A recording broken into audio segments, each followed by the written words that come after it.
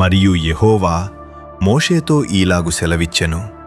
ఇశ్రాయేలీయులలో మనుష్యుల యొక్కయు పశువుల యొక్కయు ప్రథమ సంతతి అనగా ప్రతి తొలి చూలు పిల్లను నాకు ప్రతిష్ఠించుము, అది నాది అని చెప్పెను.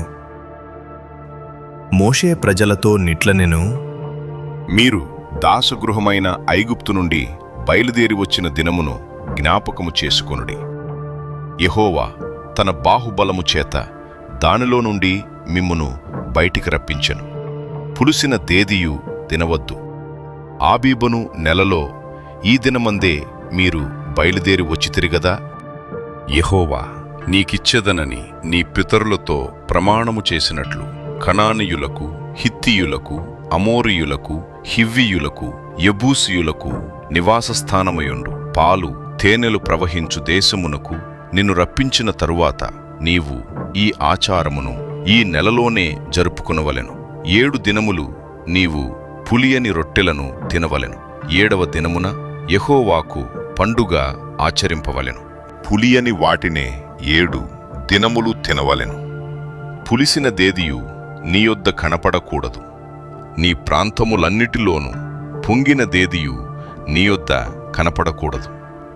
మరియు ఆ దినమున నీవు నేను ఐగుప్తులో నుండి వచ్చినప్పుడు యెహోవా నాకు చేసిన దాని నిమిత్తము పొంగని రొట్టెలను తినుచున్నానని నీ కుమారునికి తెలియచెప్పవలెను.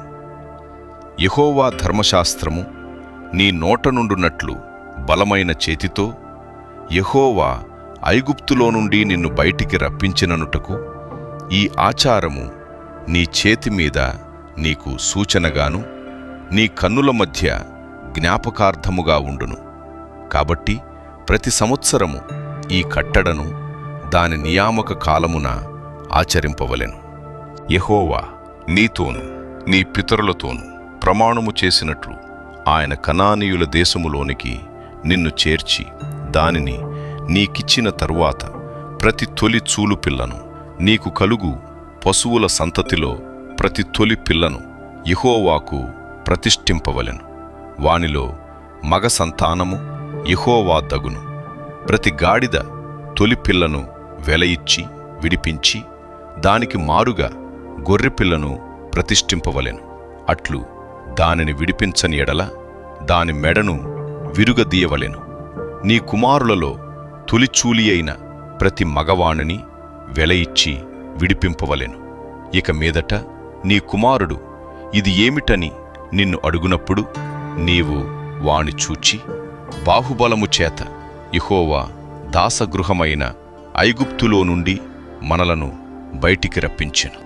ఫరో మనలను పోనీయకుండా తన మనస్సును కఠినపరుచుకునగా యెహోవా మనుషుల తొలి సంతానమేమి, జంతువుల తొలి సంతానమేమి, ఐగుప్తు దేశములో తొలి సంతానమంతయు సంహరించెను.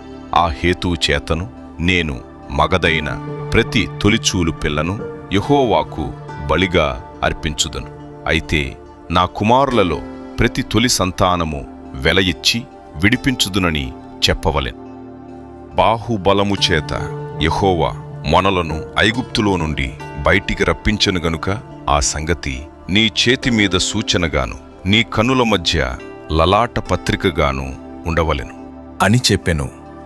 మరియు ఫరో ప్రజలను పోనీయగా దేవుడు ఈ ప్రజలు యుద్ధము చూచునప్పుడు వారు పశ్చాత్తాపపడి ఐగుప్తుకు తిరుగుదురేమో అనుకొని ఫిలిస్తీయుల దేశము సమీపమైనను ఆ మార్గమున వారిని నడిపింపలేదు. అయితే దేవుడు ప్రజలను చుట్టుదారియగు ఎర్ర సముద్రపు అరణ్య మార్గమున నడిపించెను. ఇశ్రాయేలీయులు యుద్ధ సన్నద్ధులై ఐగుప్తులో నుండి వచ్చిరి. మరియు మోషే యోసేపు ఎముకలను తీసుకుని వచ్చెను. అతడు, దేవుడు నిశ్చయముగా దర్శనమిచ్చును. అప్పుడు మీరు నా ఎముకలను ఇక్కడి నుండి తీసుకొని పోవలెను అని ఇశ్రాయేలీయుల చేత రూఢిగా ప్రమాణము చేయించుకొని యుండెను. వారు సుక్కోతు నుండి ప్రయాణమైపోయి అరణ్యము దగ్గరనున్న ఏతాములో దిగిరి. వారు పగలు రాత్రియు ప్రయాణము చేయునట్లుగా యెహోవా త్రోవలో వారిని నడిపించుటకై పగటివేళ మేఘస్తంభములోనూ వారికి వెలిగిచ్చుటకు రాత్రివేళ అగ్నిస్తంభములోనూ ఉండి వారికి ముందుగా నడుచుచూ వచ్చెను. ఆయన పగటివేళ మేఘస్తంభమునైనను రాత్రివేళ అగ్నిస్తంభమునైనను ప్రజల ఎదుట నుండి తొలగింపలేదు.